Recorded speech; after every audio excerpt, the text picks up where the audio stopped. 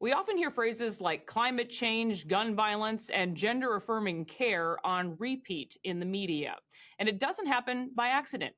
Dan Curry is my guest, and he's working to bring you the truth behind the words and phrases we strangely hear all the time. Dan, thanks for being here. It's a pleasure. So let's start there. Is there really a war over words going on? Yeah, there's a war on words. There's a language warfare is going on in this country, and some conservatives don't know this war is going on. They're stealing our language in broad daylight. We kind of noticed that. I'm an ex-journalist, and I've been in politics and government for years, and started noticing it 5, 10 years ago when all the discussion in our country, the debate we have on TV with TV ads, political ads, and so forth, the left is using narratives that they've crafted, and they've used propaganda terms to frame the issues. And these propaganda terms are completely loaded, and so they're tilting the battleground. And we noticed that at Restoration of America. We said, how can we fight back against this distortion and this tilting of the battlefield it's like a baseball game, and we're starting the game with the bases loaded against us and before first pitch is even thrown. So we decided we need to start telling people that these narratives that are being used are loaded. And I think a lot of people, the people on the left know what they're doing. They know they're purposely putting propaganda phrases out there, but a lot of people in the middle that are using these phrases because they're echoed by the culture and they're echoed by the media, and they just become part of our daily conversation. And I think a lot of them, people don't even really realize that these phrases are loaded. So I know you're then working on this project called Language Watch with the nonprofit organization Restoration of America. These are 1-minute videos about key phrases and words. Talk first about why is this so important? Well, I think what we're trying to do, we're not trying to debate the issue in these 1-minute videos. What we're trying to do is point out to the public that the phrase itself is loaded. And so that's a very specific thing we have in mind, an objective, a mission we have in mind with these videos. We're trying to alert people that a phrase that they may be using is not fair. It's not a neutral way to frame something. It's a politically loaded and charged phrase. And so we believe that a lot of people don't even realize that. So that's what we're trying to do. You started with gun violence. It's something we hear from Democratic leaders here in Minnesota quite often. Gun violence, like the phrase assault weapons, is a made-up term. It's political. It diverts our attention from why the crime was committed to an inanimate object.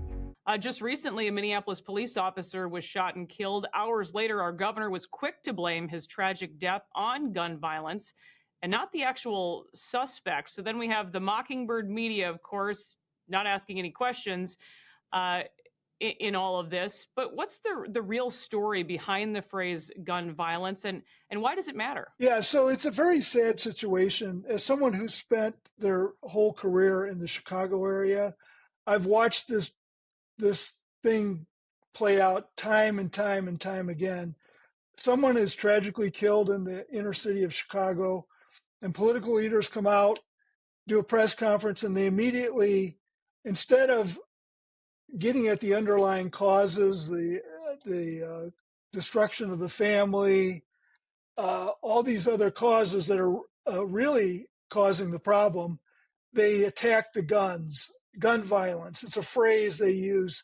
And therefore, they don't have to answer those questions about these cultural problems that have caused this to happen. They just demonize the gun. And therefore, it's a deflection is what it is. They probably deep down know that it's not really the real root of the problem, but they're trying to avoid discussing the root of the problem. So it's this endless cycle. and then the violence continues and continues and continues and never ends. The phrase climate change also seems quite telling here. The video from Language Watch explains how climate change became a popular catchphrase because the push to control our economy needed a rebranding. But why are so many people then adopting these words without taking a closer look at the bigger picture here, Dan? Yeah, so climate change is a really interesting one. If you go back and follow history and follow how we use language around climate, it used to be called global cooling originally. There was all these in the 70s, where, the coming ice age. There were all kinds of articles that are appearing in Time magazine, Newsweek magazine. And then suddenly it became global warming. And Al Gore popularized that. And the planet was warming. It's out of control. And then there was a period of time for about 15 years where the global satellite temperatures flatlined. And so therefore it wasn't warming anymore. So that was inconvenient to those trying to spread this. So they started using the phrase climate change, which when you really dissect the phrase, it means nothing. Climate change. The climate always changes. So it's a catch-all phrase that allows them to put everything under that umbrella. So if you say climate change, if it's getting colder, that's climate change. If it's getting warmer, that's climate change. If there's more hurricanes, that's climate change. If there's less hurricanes, that's climate change. So they blame everything on climate change. And it's it's just a nonsensical phrase, really. And we're nonsensically using it, parroting it, and we should stop using it. Climate change is really a silly, stupid phrase that we should not use. Another term that seems to be used like a political weapon here in Minnesota is gender affirming care. You've called it a monstrous distortion of language. So why are politicians, though, in the corporate media so quick to use it? Again, no questions asked. Well, Liz, you were in the media and you still are in the media, but you know exactly what happens is that once the left puts out a narrative and sends a signal that this is the phrase we're going to start using, as you called it, the mockingbird media, they just repeat the phrase.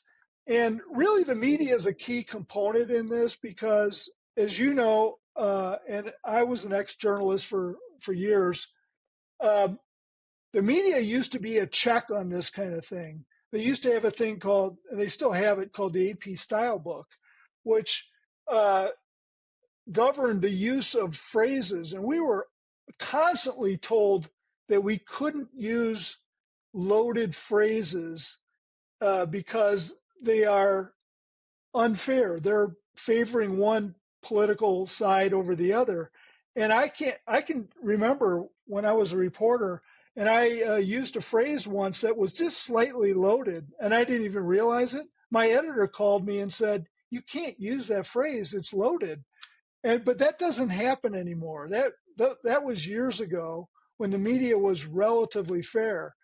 Now, if you go and look at the AP Style Book in the last 5 years or so, they've completely surrendered to the left. And if you go in there, gender affirming care is in there, and all these climate change and all these twisted words that are loaded toward leftists are in there and are being encouraged to be used by the media. And so the media no longer is an effective check on this hijacking of the language. They are enablers of this and partners in this hijacking. Another insightful video from Language Watch explains how the phrase election denier was basically made up to shut you up. If so, sure seems to be working. What's the use of this phrase, though, really all about? Well, it's another insidious phrase. Of course, it evokes Holocaust denier, which is, really a despicable belief out there, a fringe belief. So they're trying to attach that fringe belief and use the term denier to election denier and a bunch of other issues. So it's a very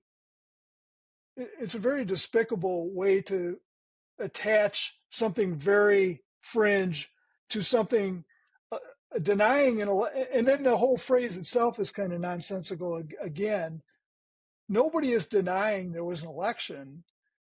People are just questioning questionable results, and that's the American way, that we are able to hold our government accountable. Our government runs elections, and we pay, our taxpayer dollars pay for the administration of elections. And it's in the best spirit of America that we hold our leaders and our government accountable. So asking questions about the election is very American, and it's far from anything bad. In fact, it's something good. But then, in fact, you're painted in a bad light as a result of just the language that's being used. If there is then a war on words, what are some of the ways that all of us can fight back? We are putting our videos out there as to, first of all, serve as kind of a reference. We're putting these out every 2 weeks, and over time there will be, dozens and dozens and dozens of these phrases that are in common use that people can refer to. And so that's one way to do it. But we're trying to instruct people on our side why these are loaded. And so therefore, when they're doing interviews, when they're in conversations with people like election denier, they should go, they should say to the person who brings up that phrase, they said, that's a really low thing for you to do, to call me an election denier. That evokes Holocaust denialism. And why would you do that? Why don't you debate the issue? Why are you using these loaded phrases to try to paint a distorted picture? Why are you using propaganda? So we have to push back on all these phrases. Gender affirming care, of course, is trying to make something that's really kind of monstrous sound just soft and nice. Affirming care is not care. It's not affirming. And, gender is not some multi-point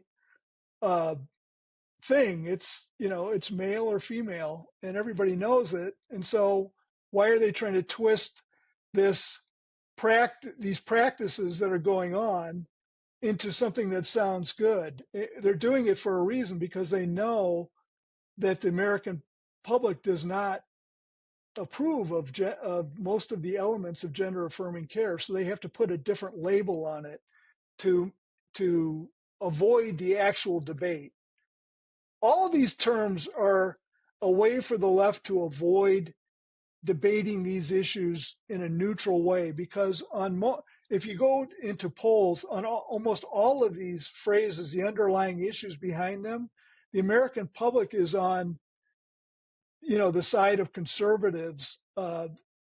These are issues that we're in the majority on, but they're making it try to sound like we're in the minority. I know Language Watch and Restoration of America will also be exposing other phrases soon, such as systemic racism and your truth. So we're going to be sure to keep an eye out for those insights. But want to thank you, Dan Curry, for joining me.